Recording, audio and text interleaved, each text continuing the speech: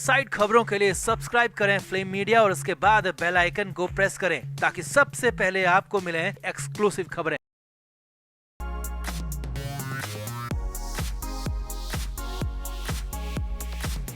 कोलकाता कांड के बाद पूरे देश में रोष है, गुस्सा है और अब महाराष्ट्र के ठाणे के बदलापुर में जो हुआ उसके बाद तो बवाल और हिंसा और ज्यादा बढ़ गई। बच्चियों और लड़कियों की सेफ्टी के लिए हर कोई इस सरकार पर दबाव बना रहा है। खास बात यह है कि कोलकाता केस में सभी पार्टियां राजनीति से परे हटकर इंसाफ की मांग करती दिखी, मगर बदलापुर केस में उद्धव ठाकरे गंदी राजनीति पर उतर आए हैं। मासूम बच्चियों के सहारे अपनी राजनीति चमकाने में जुट गए हैं और इसे लेकर उद्धव ठाकरे ने 24 अगस्त को महाराष्ट्र बंद का ऐलान तक कर दिया। मगर हैरानी की बात यह है कि उद्धव के ऐलान से कांग्रेस ने हाथ पीछे खींच लिए हैं। वहीं सीएम शिंदे ने भी सरेआम उद्धव को फटकार लगा दी। तो क्या है पूरा मामला, आपको भी बताते हैं। आप भी वीडियो को शेयर करें और अपनी राय कमेंट बॉक्स में जरूर दें। तो महाराष्ट्र के ठाणे जिले में स्थित बदलापुर में स्कूल में बच्चियों से यौन उत्पीड़न के बाद फैली हिंसा पर अब राज्य में राजनीति भी जमकर शुरू हो गई है। शिवसेना यूबीटी के चीफ उद्धव ठाकरे ने इस घटना के विरोध में 24 अगस्त को महाराष्ट्र बंद का ऐलान किया है। उद्धव ठाकरे ने महाराष्ट्र बंद को गैर राजनीतिक नेचर का बताते हुए महाराष्ट्र के लोगों से इसमें बड़ी संख्या में भाग लेने की अपील भी की है। ठाकरे ने कहा कि हम सभी को एकजुट होने की जरूरत है ताकि ये सुनिश्चित किया जा सके कि इस तरह की सोच वाले लोगों को सख्त सजा मिले। दोषियों के मन में सख्त सजा का डर होना चाहिए। ठाकरे ने महिलाओं के कल्याण के लिए एक सरकारी पहल का जिक्र करते हुए कहा कि मुख्यमंत्री को पहले महिलाओं की सुरक्षा सुनिश्चित करनी चाहिए और फिर लड़की बहन योजना लानी चाहिए। ये बंद राज्य भर में लड़कियों के खिलाफ यौन शोषण की कई कथित घटनाओं के मद्देनजर किया जा रहा है, जिससे लोगों में आक्रोश है और त्वरित न्याय की मांग की जा रही है। अब सामने आ रहा है कि उद्धव ठाकरे के महाराष्ट्र बंद से कांग्रेस ने हाथ पीछे खींच लिए हैं, क्योंकि मीडिया ने जब महाराष्ट्र कांग्रेस के नेताओं से महाराष्ट्र बंद के बारे में पूछा तो उन्होंने साफ कह दिया कि कांग्रेस को इस बारे में कुछ नहीं पता।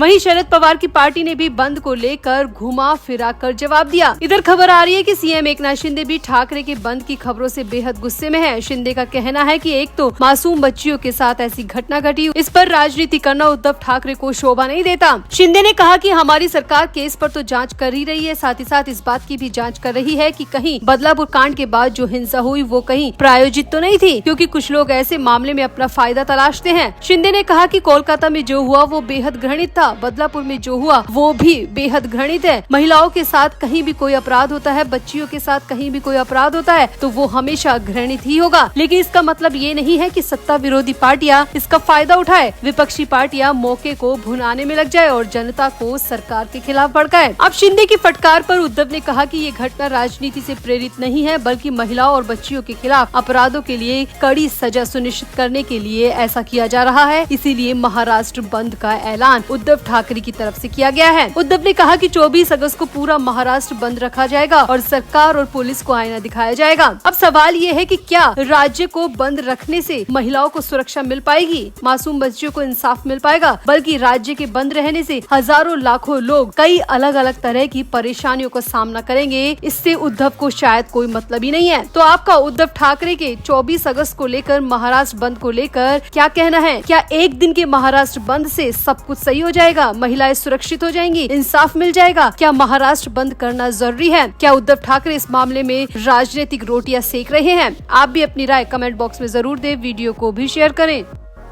तो चंद महीनों बाद महाराष्ट्र में विधानसभा चुनाव होने वाले हैं। ऐसे में आरोप प्रत्यारोप का दौर और भी ज्यादा तेज हो गया है, लेकिन सबसे ज्यादा निशाने पर शिवसेना यूबीटी प्रमुख उद्धव ठाकरे हैं। कभी उनके काफिले पर गोबर टमाटर से हमले किए जाते हैं तो कभी उन्हें औरंगजेब फैन क्लब का नेता बता दिया जाता है। अब उनका रिश्ता अरबों के घोटालेबाज गुप्ता ब्रदर से भी बताया जा रहा है। एकनाथ शिंदे गुट के नेता संजय निरुपम ने आरोप लगाते हुए कहा कि भगोड़े गुप्ता बंधुओं के साथ उद्धव ठाकरे के करीबी और कारोबारी दोनों तरह के संबंध हैं। संजय निरुपम ने आरोप लगाते हुए कहा कि हाल ही में 7 अगस्त 2024 की शाम उद्धव ठाकरे ने दिल्ली में संजय राउत के आधिकारिक आवास पर उन्हीं भगोड़े क्रिमिनल गुप्ता बंधुओं से मुलाकात की थी। संजय निरुपम ने कहा कि अगर कोई मेरे आरोपों की जांच करना चाहता है तो वो संजय राउत के घर की सीसीटीवी फुटेज निकलवाए और जांच कर ले। अगर मेरा आरोप गलत निकला तो मैं राजनीति छोड़ दूंगा। निरुपम ने आगे कहा कि ठाकरे जब भी दिल्ली जाते हैं तो तो वो होटल ताज या मोरिया में रुकते हैं, लेकिन इस बार वो खास तौर पर संजय राउत के घर पर रुके। आखिर क्यों? क्योंकि उन्हें गुप्ता ब्रदर्स जैसे भगोड़े क्रिमिनल से मुलाकात करनी थी,